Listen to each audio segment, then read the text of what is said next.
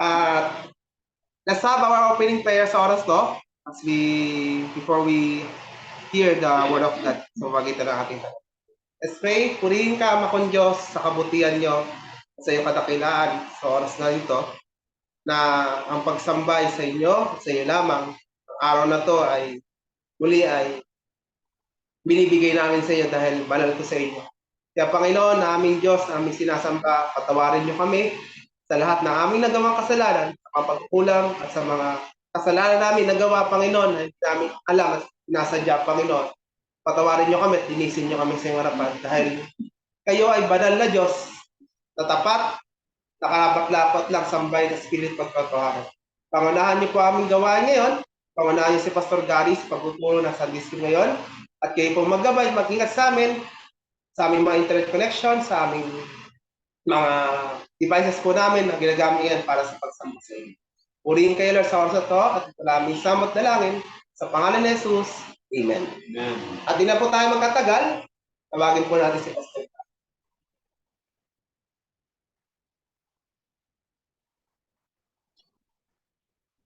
Okay, good morning po sa ating lahat. Morning. Praise God for allowing us to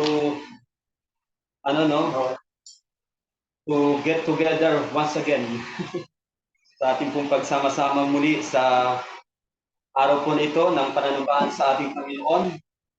At sa ating pong pagdako sa ating Sunday School, nais ko pong ipagpatuloy yung ating pong nasimulan na Sunday School nung last time na ako din po ay nabigyan ng pagkakataon upang makapunta dito kasama si Deacon Ira at nasimulan po natin yung Sunday School.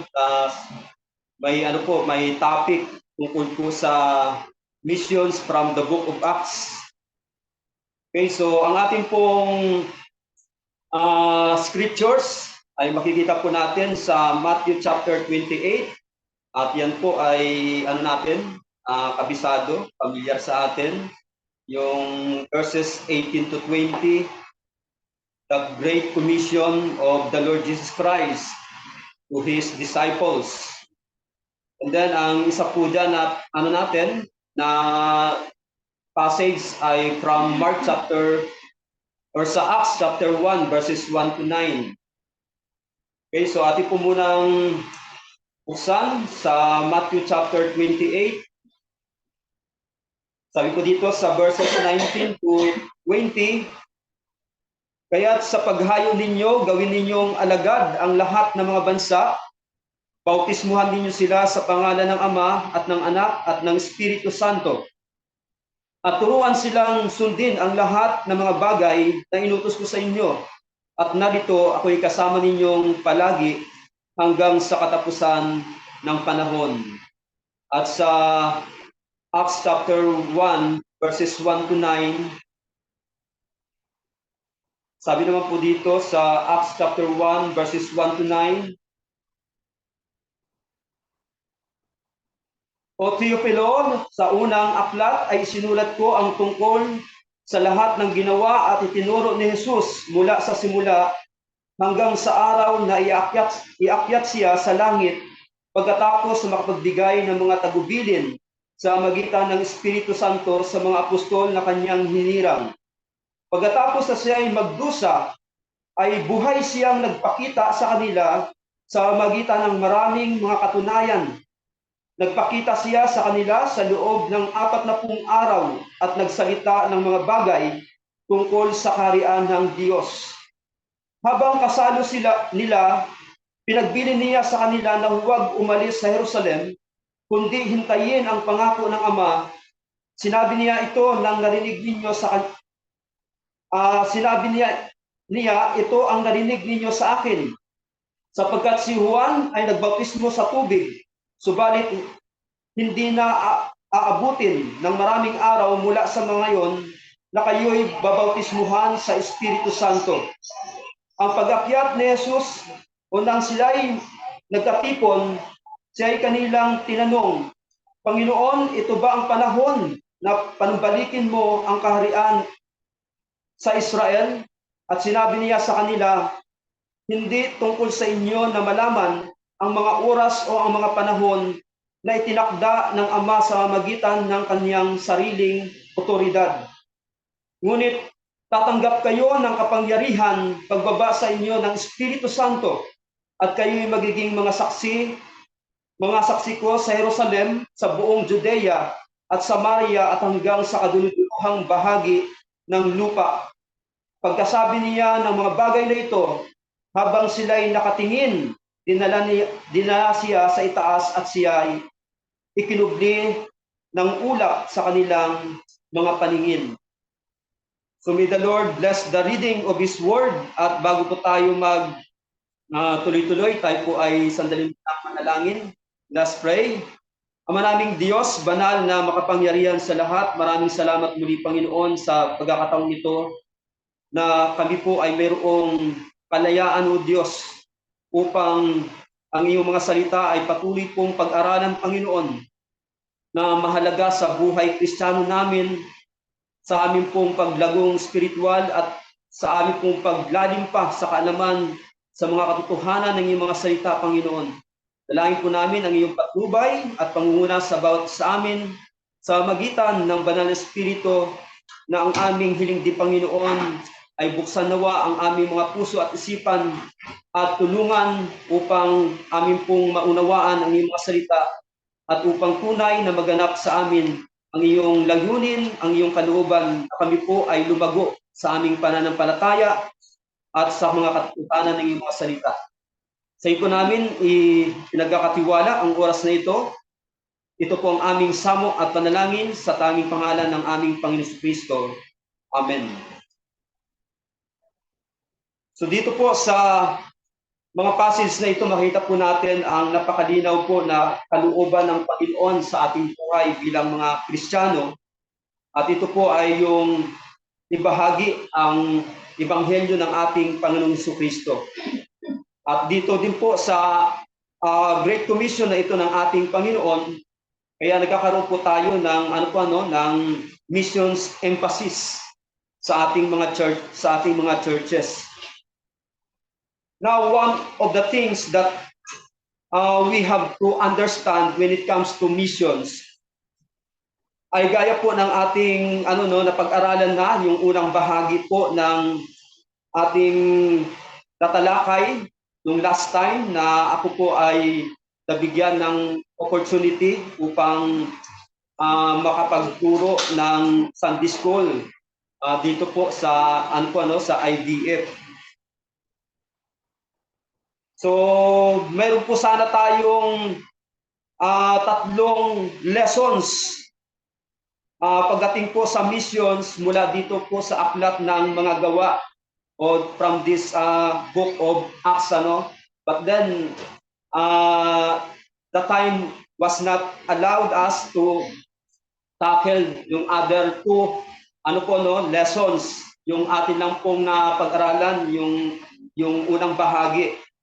So ito po yung, kung maalala nyo, nais ko pong i-remind sa atin, yung atin pong natalakay na yung first lesson, yung tungkol po sa pangunguna o pag-empower ng Banal na Espiritu sa missions. Yung the Spirit empowers missions. Okay, so yan po yung unang tinalakay natin. At sa ating pong napag-aralan sa unang bahagi na ito, so nakita po natin that the Spirit empowers us to boldly proclaim the good news. So ang Banal na Espiritu ang nagbibigay po ng lakas, ng kapangyarihan sa bawat Kristiyano na bilang isa sa bahagi ng tagatupad ng misyon ng ating Panginoon. So sa bahagi po ng nagbabahagi ng ebanghelyo ng ating Panginoon Kristo, ang Banal na Espiritu. Yan, welcome po sa mga bagong dating nating mga young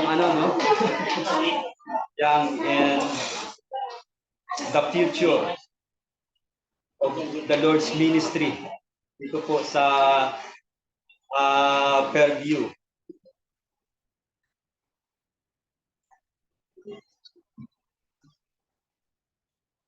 Okay, so yan, welcome po sa bawat isa sa atin.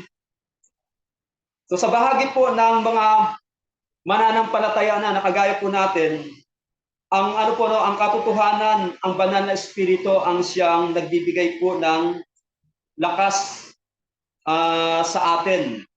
So the Spirit empowers us to boldly proclaim the good news.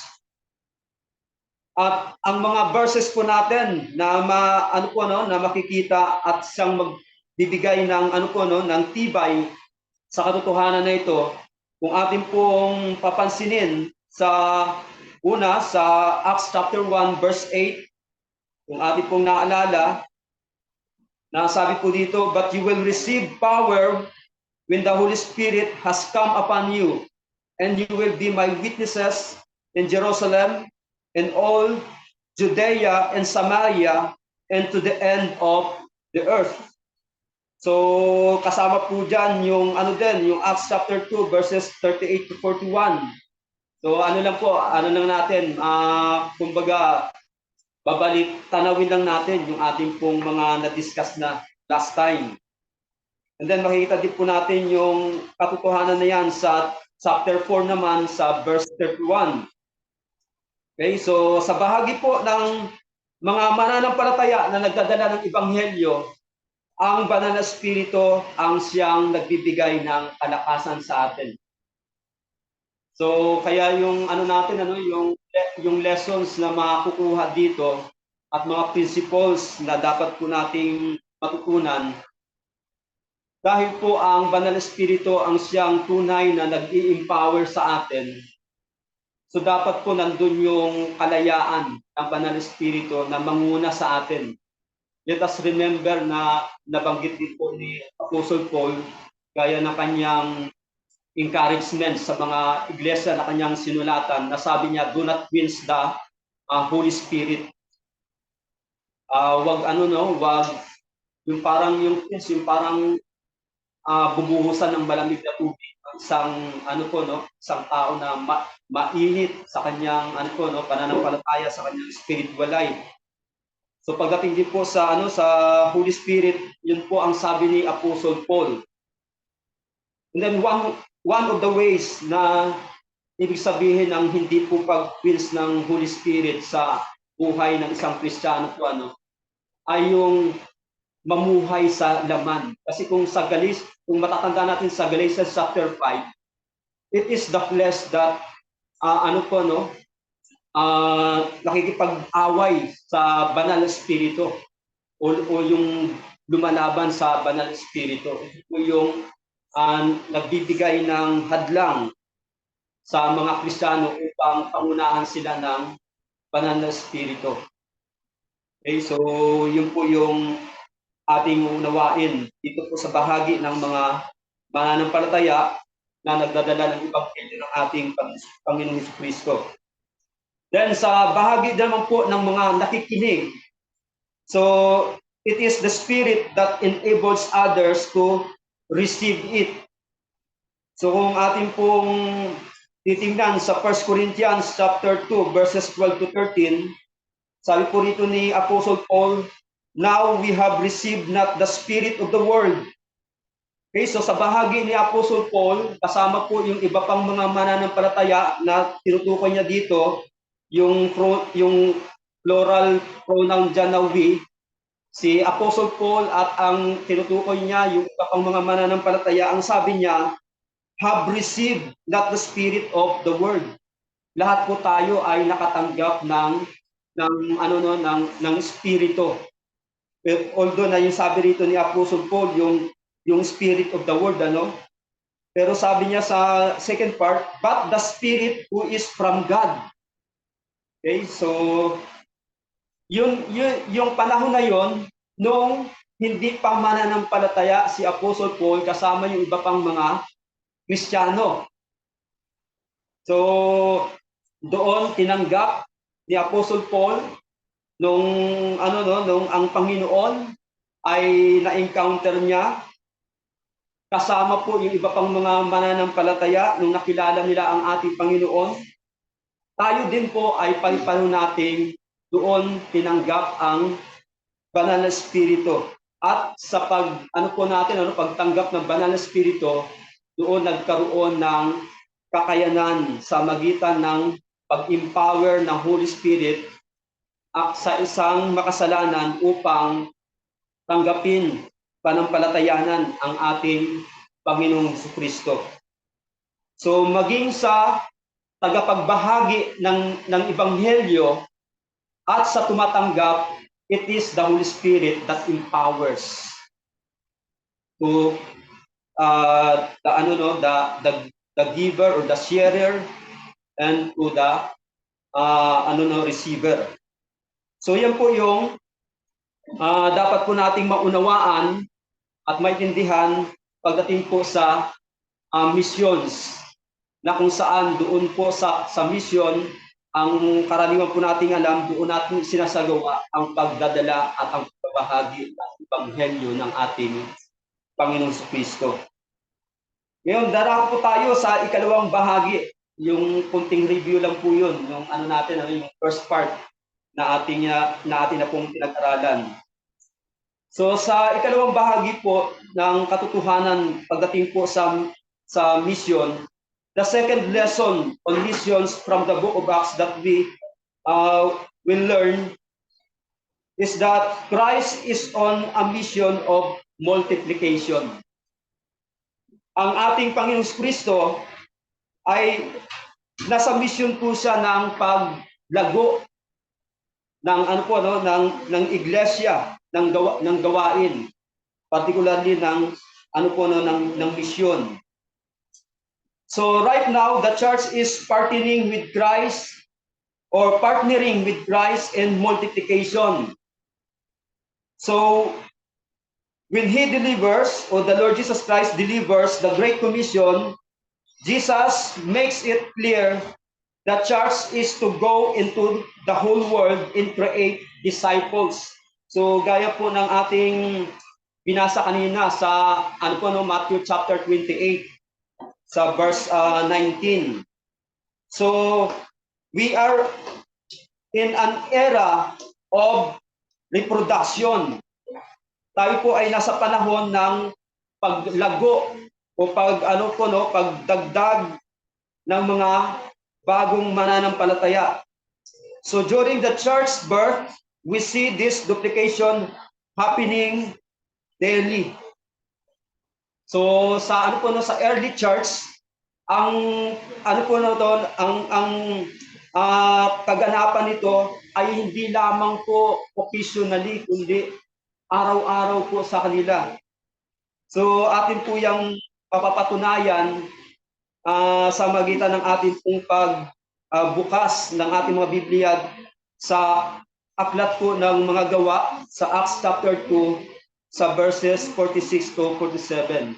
So hilingan po natin siguro ang isa sa atin na bumasa ng passage na yan. Okay, so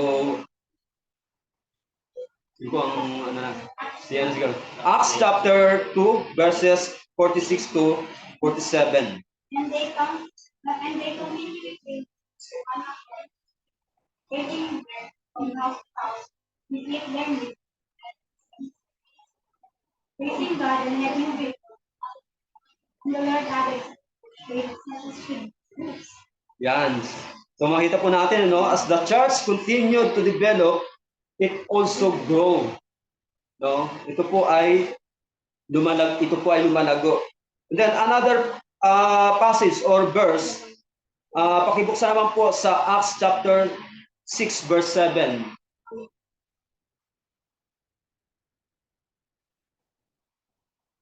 Request po siguro natin si Sister Jemima, Okay. Verse 7.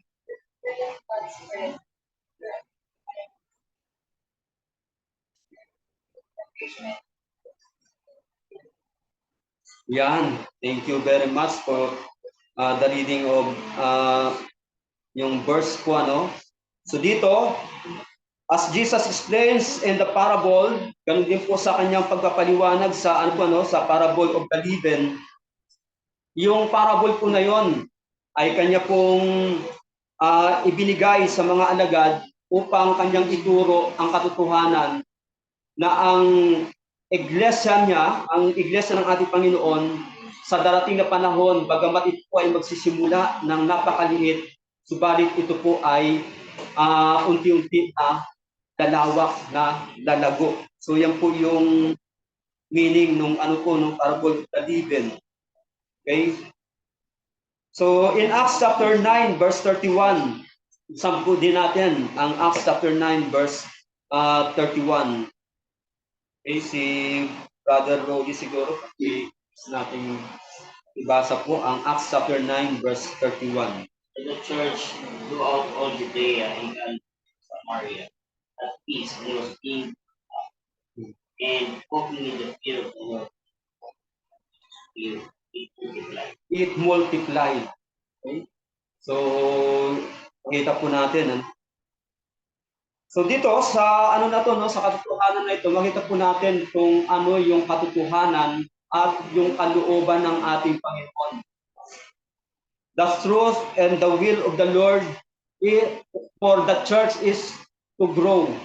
Ang lumago po ang gawain ng ating Panginoon. Yan po ang kalooban ng ating Panginoon. And it is very important in our time because many of the churches today, pag inano mo po, tinignan mo yung yung missions program.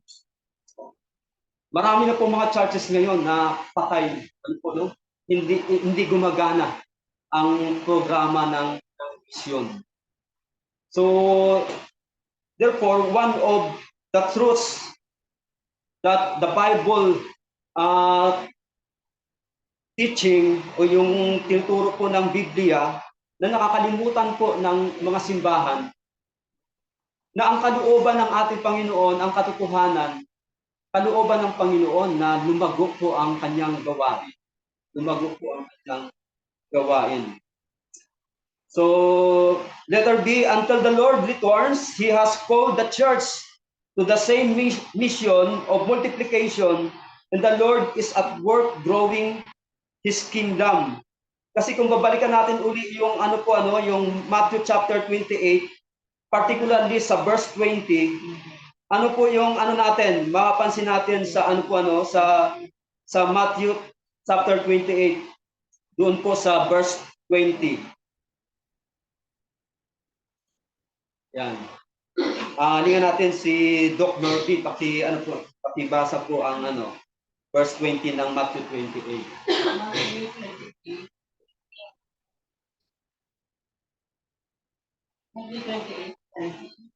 Opo, verse 20. And teaching them to observe all things whatsoever I have commanded to go and always, even unto the end. Yan. Even to the end of the world. Thank you very much po sa pagbasa. So dito po sa phrase na ito, ano-ano po yung mauunawaan natin tungkol sa sa kalooban ng Panginoon na ang kanyang iglesia ay patuloy na lumago, kagaya po ng naganap sa early church na sila po ay nadagdagan, sila po ay dumodoble, dumadami.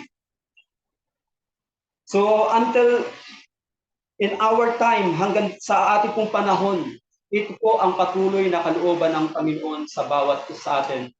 And one of the important truths kung bakit hanggang sa panahon natin ay kinakailangan po na maganap ang kalooban ng Panginoon at ito po ay lumago.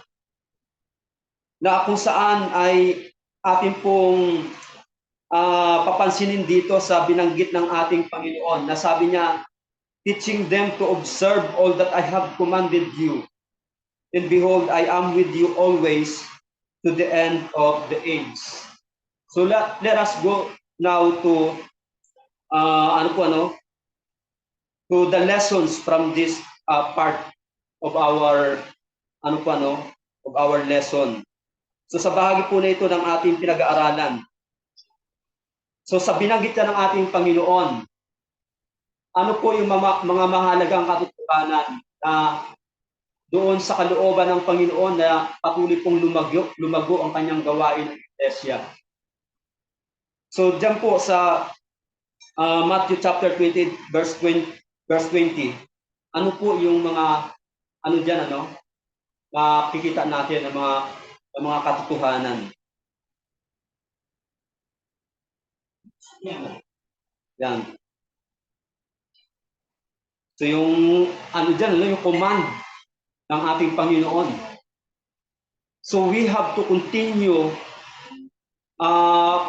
conforming to the will of the Lord for His church to continually grow dahil nag-iwan po siya ng command. Nagbigay po siya ng utos. Ngayon, ano po ba yung karaniwan nating pagka ito po ay utos? Pag-utos po ang ibinigay ng mga salita ng ating Panginoon. Ano ang karaniwan dapat na doon? Yan, kailangan pong sundin, di ba? Tend to, obey yung utos na yon. So yan po yung first na makikita natin dito, una na makita natin dito. Kung kaya hanggang sa panahon natin ay dapat sa iglesia na kagaya po ng IDF, kagaya po ng Dasmariñas, kagaya po ng Kabuko, ay patuloy pong lumago dahil ang ating Panginoon ay nag-iwan po ng kautusan, no? Na magturo ang bawat alagad, So kung atin pong sisimulan doon sa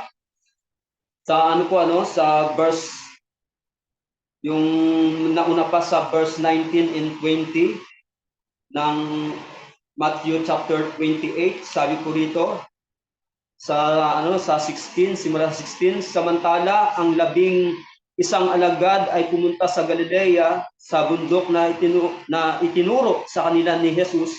At nang siya ay kanilang makita, ay kanilang sinamba siya, subalit ang ilan ay nag-alinlangan. Lumapit si Jesus at sinabi sa kanila, ang lahat ng otoridad sa langit at sa ibabaw ng lupa ay ibinigay na sa akin. Kaya sa paghayo ninyo, o sa ibang translation, ang ang mood ng ng mga binanggit ng ating Panginoon ay yung kaya humayo kayo. Ito ay imperative, kasama po doon sa sa imperative mood ng pagkasabi ng ating Panginoon. So sabi po diyan, humayo kayo, gawin ninyo alagad ang lahat ng mga bansa. Okay, so ano pa po yung natin? Yung ating pong mapapansin. So, kailangan lang pala talaga magpatuloy tayo na gumanap sa kalooban ng Panginoon, na gumawa upang patuloy na lumago ang iglesia ng Panginoon, ang gawain ng Panginoon, because of the command of the Lord Jesus Christ.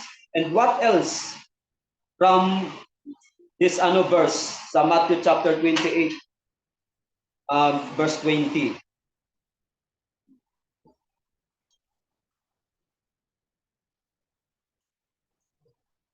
Sige, dako po tayo sa mga lessons na ating Passage, space tayo for mga to teach others. And inassure like huwag kayong mag-worry kasi nasa inyo. Kahit ilang sa nasa inyo. Hindi yung worry siguro mga disciples. Tulad ng OST Lauche, yung kay Moses, niya, hindi ako magaling magsalita. Bakit ako? Yung passage ni X8, sila mag-alala. We will heal. Yan. Okay, so napakaganda po ang point na to ni Brother Rudy. So sa panahon din natin, the same with Moses, marami pa rin po sa mga Kristiyano, yun po ang yun po ang dinadahilan sa ating Panginoon. Marami po sa mga mananampalataya na patuloy pa rin pong hinahayaan na madaig sila ng ng takot pagdating po sa babahagi ng ebanghelyo ng ating Panginoon. So kaya napakagandang reminder yun wala po doon sa sa time ni Moses o kay Moses mismo pangyayari na doon matututunan po natin at ma-remind po tayo na hindi po sa sarili natin palang kakayanan nakasalip yung yung pagpapatuloy ng gawain ng Panginoon, particularly yung misyon. It is God who will empower us para po ganapin yung kalooban ng Panginoon. Okay? And then so napakaganda pong point 'yon ni na share ni Brother Rolly. So and then meron pa po tayo ditong mapapansin yung yung binanggit dito ng ating Panginoon na sabi niya aside from yung kumbaga assuring promises or promise and words of the Lord na siya po ay kasama po natin. Ang sabi niya, I am with you always to the end of the age. So ano po yung natin dito? Na papansin natin dito? As we speaking of continuation o yung ating pong pinag-uusapan dito, yung kalooban ng Panginoon na magpatuloy pa rin ang ang misyon, ang pagdadala ng ebanghelyo ng ating Panginoon magpahanggang ngayon sa ating panahon.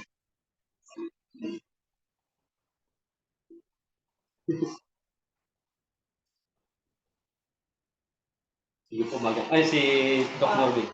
This is only an observation.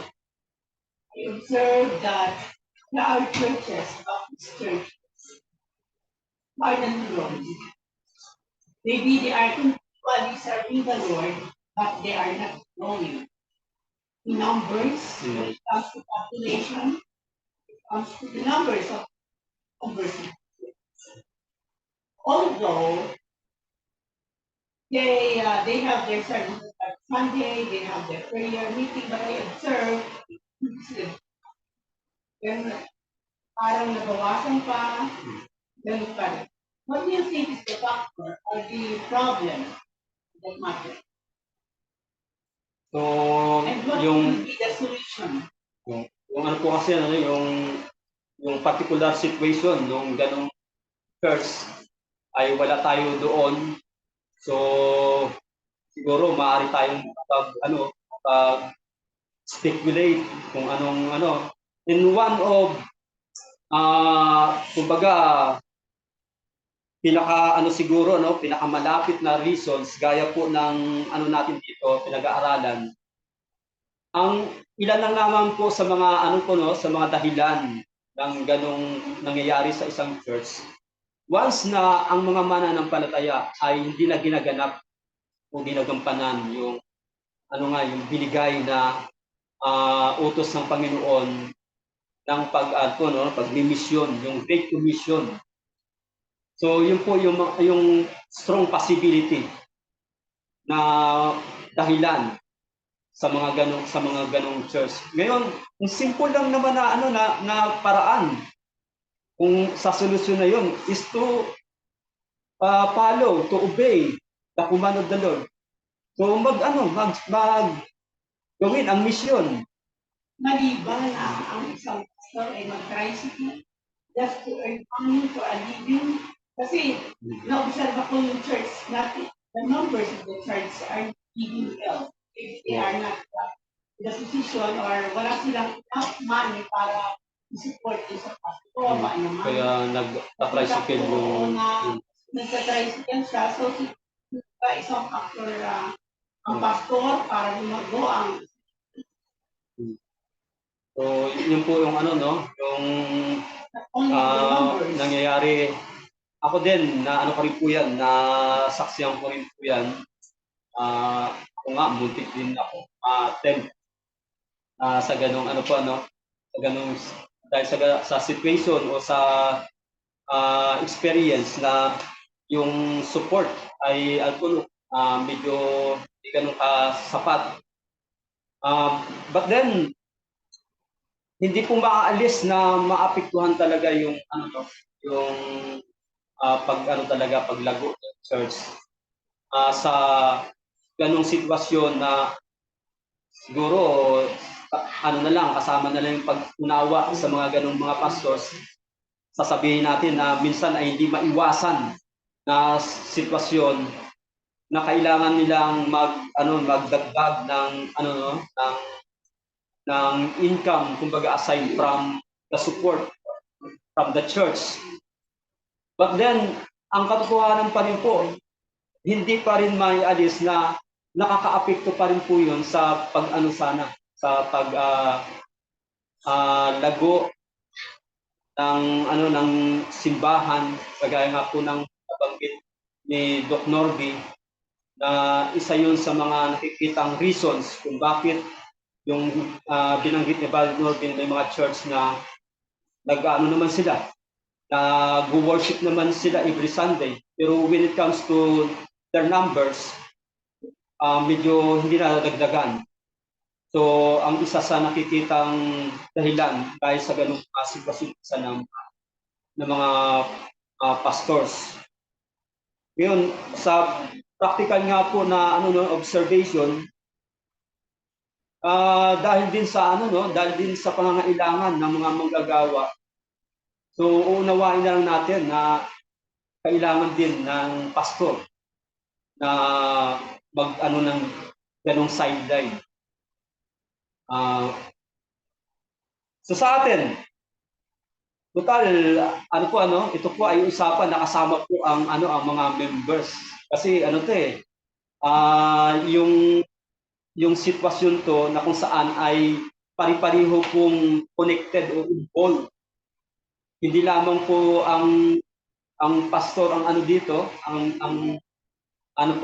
may responsibilities, kundi din po dito involved ang mga members. Sabi ng pastor yung ganito lang pero parang sa common person, parang hirap ko isipin paano ba ako magsisimula. So, kasi sila po dati parang under sa travel, tapos gumagawa sila ng miracles, gumagawa healing, kaya marami silang disciples. Pero sa atin po, normal na person, or may mga parang simple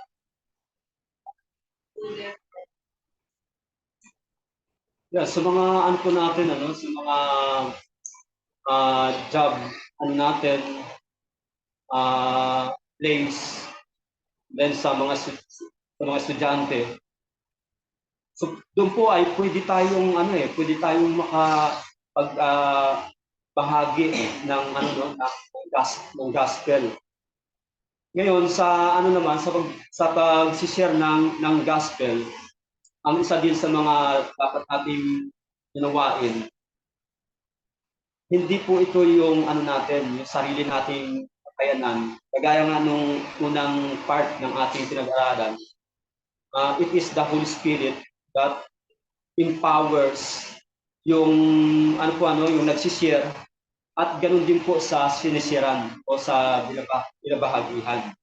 Ang simple lang po natin na trabaho bilang mga mananampalataya is to simply share the gospel. And i-exercise po natin yung ating pananampalataya na ating pong ibigay sa Panginoon sa magitan ng Banal na Espiritu ang pagkilos at ang paggawa. So, yun, sa ano mismo, sa work, sa school, ay pwede pong simulan ang pagsunod sa ano ng Panginoon, no, sa Great Commission, yung pag-share ng gospel. Okay, so kasi minsan yun po ang ano yun po ngayon ang struggle ng ibang mga Kristiyano.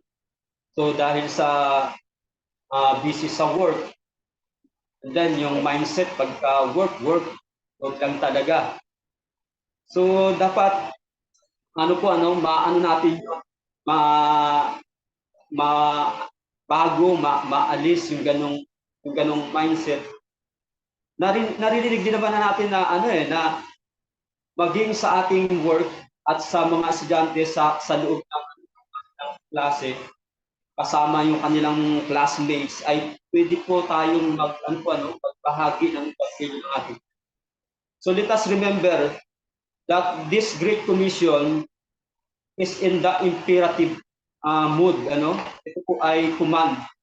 Ngayon, every command fail to follow o to obey ay meron pong penalty, di ba? Merong consequence. At ang consequence sa church ay yung hindi paglago. At habang hindi lumalago ang isang church, papasok na po ngayon sa church ang mga iba pang magiging problem. And one of those problems ay yung pagdating po sa finances, although hindi na tayo after sa finances, pero hindi po natin yan ma-set aside, hindi po natin yan isang tabi. Na yun po ay bahagi ng consequence sa isang church na hindi po gumaganap na sa kalooban doon sa kanyang utos na go and preach the gospel. So ito po ay command na failure to obey ay hindi po natin maiiwasan ang pag-ani ng consequence. Okay, so siguro ang ang isang bahagi din, ang unang bahagi ng tanungan ni Sister Jemima na paano ito sa ating panahon, paano magagawa ito sa ating panahon. So sa pag-share ng gospel, isa sa mga struggles ng mga ng mga Christians ay kung paano mag-share ng gospel. Pero ako nga, ang isa sa pinagtataka ko minsan sa church ay yung pagkakilala ng isang Kristiyano na membro sa church sa Panginoon sa magitan ng pag-share sa kanya ng gospel. So kasi kung talagang nabuksan ang kanyang isipan dahil naunawaan niya yung gospel na ibinahagi sa kanya, ang simple lang po na mangyayari ay kanya lang pong i-relay yung gospel na yun na kanyang tinanggap. Kung maalala natin si Apostle Paul, sa abang passage yun na nabanggit sa 1 Corinthians chapter 15. Sa 1 Corinthians chapter 15. Anong time na pala? Yan.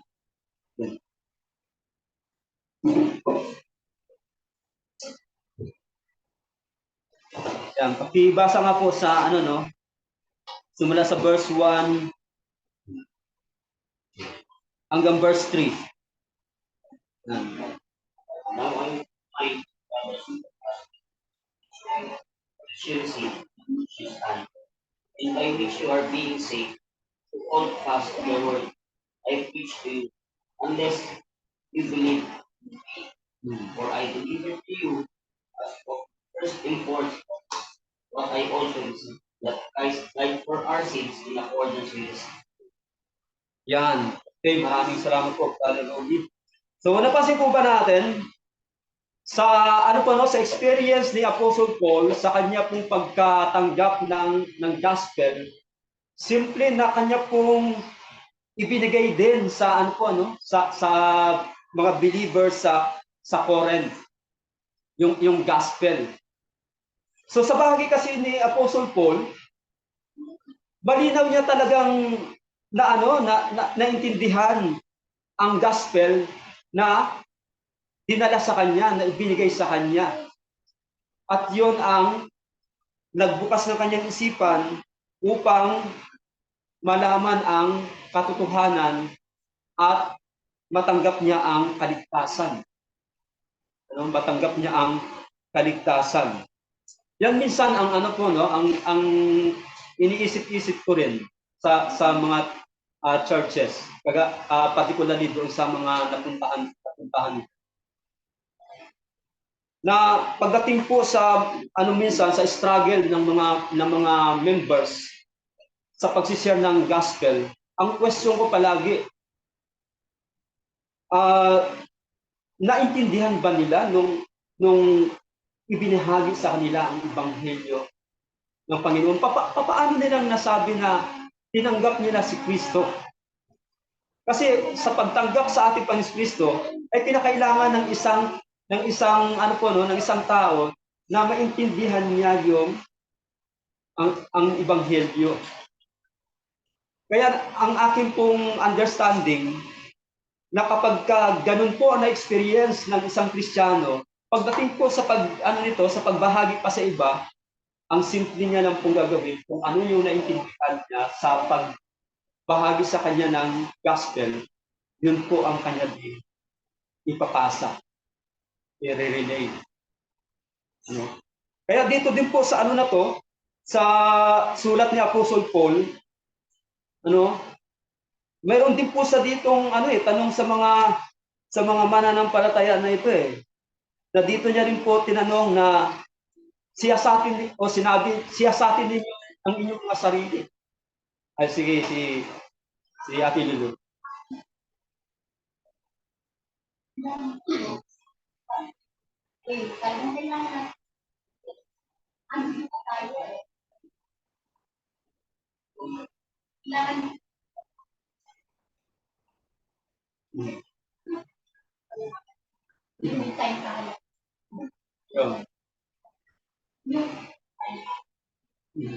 Ang dami.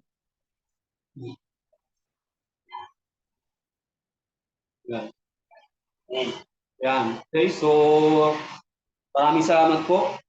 Paglalaan talaga ng time. Kasama ko doon yung yung pagbibigay ng ating ng ating oras, ng ating sariling buhay. So yun po yung pinakailangan sa mga mananampalataya in connection doon sa sa pagtupad natin sa ating pong pinag-aaralan ngayon patungkol sa misyon. Okay? So I think one of the starting point ay yung nabanggit ni Ate Ludo ay yung pagbibigay talaga ng time, ng oras. Yan. So yung mga unang bahagi ay yun nga, yung sa pagbabasa ng ng Bible. Kasi dito rin po natin matutunan kung ano yung mga gagamitin natin ng mga ng mga verses pagdating po sa ating pagsishare ng gospel. Kagaya po ng halimbawa, ano po ba yung mga intindihan na natin o ginagamit na siguro natin sa mga miyembro na naka-experience sa pong mag-share ng gospel. So sa pagbabasa po ng Biblia, ano po yung mga verses sa Bible na maging pakinabang po sa atin kung maglaan po tayo ng oras sa pagbabasa ng Bible. At sa pagbabasa natin, may mga verses na yun po ang gagamitin natin para po sa pagsishare ng gospel. Like, ano pong verse ang inyong ginagamit? Romans Yan, Romans 3:23, ano? For all have sinned, fall short to the glory of God. So, yun po, ano? Kaya, ano po yun? Napakaganda din po yung point ni Ate Lululo, ano, na magsisimula sa paglalaan ng oras, particularly sa pagbabasa ng Biblia. Okay? Ano pa po yung ano natin? Mga verses na ginagamit. Yan, yung John 3:16, yung pamilyar po sa maraming mga Kristiyano. Yan, Ate Lululo. Yan, yung Matthew 6:33, seek ye first.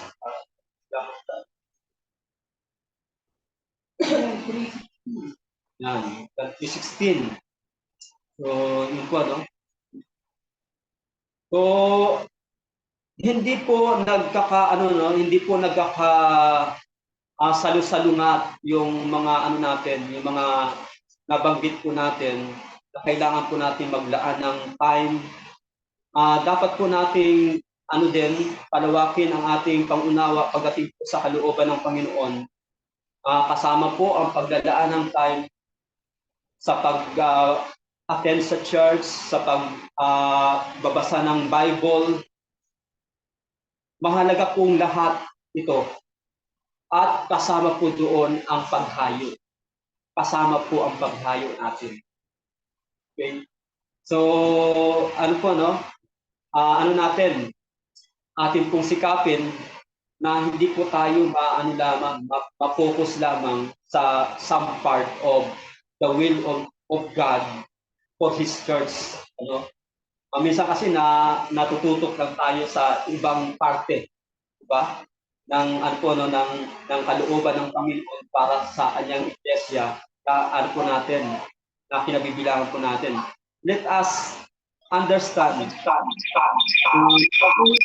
mission, lalo na po ang mission ay kabahagi po ng kalooban ng Panginoon sa atin na dapat po natin gawin. Dapat po natin gawin. Okay? So, pero yun nga, mag-start tayo sa paglalaan natin ng time sa pag-aaral ng salita ng Diyos. Kasi, yun yung mahalaga din po yung matutunan natin ng salita ng Diyos na particularly pagdating po sa mission, yung mga verses po na dapat po natin gamitin sa pagsisiyar ng gospel ay matutunan natin sa ating pong paglalaan ng time upang magbasa ng Biblia. So minsan rare o napaka-seldom dun po sa mga Kristiyano ang nakakaalala ng mga verses sa Bible ginagamit pagdating sa pagsishare ng gospel. So yun po ay ebidensya na talagang kailangan mapapaalalahanan tayo tungkol po sa kalooban ng Panginoon na mag-misyon, magbahagi ng ebanghelyo ng ating Panginoon na sa mamagitan po ng ng paglalaan una ng time para magbasa ng Bible. Na sa pagbasa natin ng Bible, yung mga verses na kailangan natin sa pag-share ng gospel, doon po natin matutunan, malalaman, tunan. Okay, so Pastor, madagdagan ko lang yung sinabi mo. Pwede ba? In a very simple explanation, especially with mga kasama tayo yan. Paki-explain sa kanila yung sa chapter 8 dun sa Acts verse 1. 1:8. Kasi binabanggit dyan, and when he had but you will receive power yung definition po ng power kasi siyempre yung mga young people ng power sa kanila is super power mga anime may mga Kasi Para lang ano nila, malaman nila yung ano yung ibig sabihin ng power sa passage na yun. Para Yan. hindi ma-mislead yung mga passage. Yan, so yung simple po na power na ano nabanggit. Yun nga, hindi ito yung mga nilalaro sa ano man no, sa mga online game at sa mga napapanood ng mga anime sa ano sa television. So yung power po na ito ay yung ano no, yung katapangan, yung lakas ng loob sa pag dadala ng ebanghelyo ng ating Panginoon. So ito po ay tumutukoy sa pagkakaroon ng katapangan, ng lakas ng loob. And then doon po sa promise ng Panginoon nung siya po ay malapit ng tumungo sa krus ng Kalbaryo, na doon ay mamamatay siya at siya po ay ililibing, subalit sa ikatlong araw ay babangon muli, magbubuhay. Pero lubusan po siyang babalik sa kalangitan. So nag-promise ang ating Panginoon na meron siyang ipapadala na comforter. Tinutukoy niya yung Banal na Espiritu. At nabanggit din ng ating Panginoon na ito yung magpapaalala sa mga disciples ng kanila pong mga narinig sa ating Panginoon. Okay? So yung power na binabanggit po dito ay yung kakayanan na maintindihan at maalala yung mga natutunan ng mga alagad sa ating Panginoon. At kasama po doon particularly yung pagdadala ng ng ebanghelyo, yung paggaganap ng misyon. Okay? So yun yung tinutukoy dyan na power. So sa po kasi sa mga Pentecostals, pagka narinig yung mga power po na ito ay talagang yung mga extraordinary, mga understanding na uri ng power. But then it is more. Okay, so yun po. Kung wala na po tayong mga karagdagan, yung mga tanong at mga mga additional na mga mga opinions or views, ay mag-ano po tayo siguro, pasamantalang magtatapos sa ating Sunday School para isagawa na rin po natin yung sasanay sa mga sa mga kids natin sa pagbabahagi ng ng gospel. Okay, so sige, na po tayo, mag-close sa panalangin sa ating pong Sunday School. Let's pray.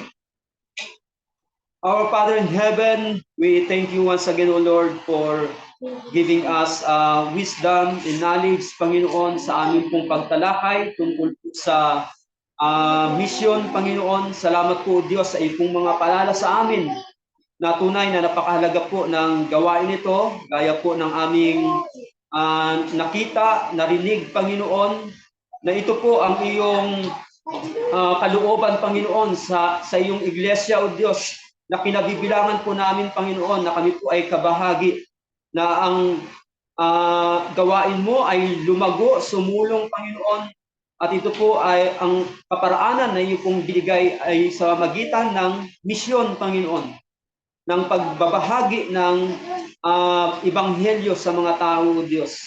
Dalangin po namin, Panginoon, na nawa, bigyan mo po kami ng kapakabbaang loob, Panginoon, at ng kahandaan, O Diyos, na magpasakop sa iyong kalooban at sumunod sa iyong utos, Panginoon, upang kami din ang siyang aani, Panginoon, ng iyong pong pagpapala sa iglesia, Panginoon, na iyong pong itinatag at amin pong kinabibilangan, Panginoon. At hindi po kami dadanas ng consequence, Panginoon, every time na hindi po kami nagpapakumbaba at hindi po kami nagiging obedient, Panginoon, sa iyong kalooban at sa iyong utos na gawin po namin ang gawain na ito ng pagmimisyon, Panginoon. Dalangin po namin, pagpalain mo rin po ang mga gagawin pa namin ng mga susunod sa araw na ito, sa umagang ito, at sa iyo po namin ibinabalik ang lahat ng kapurihan. Ito po ang aming samo at panalangin sa pangalan ni Jesus.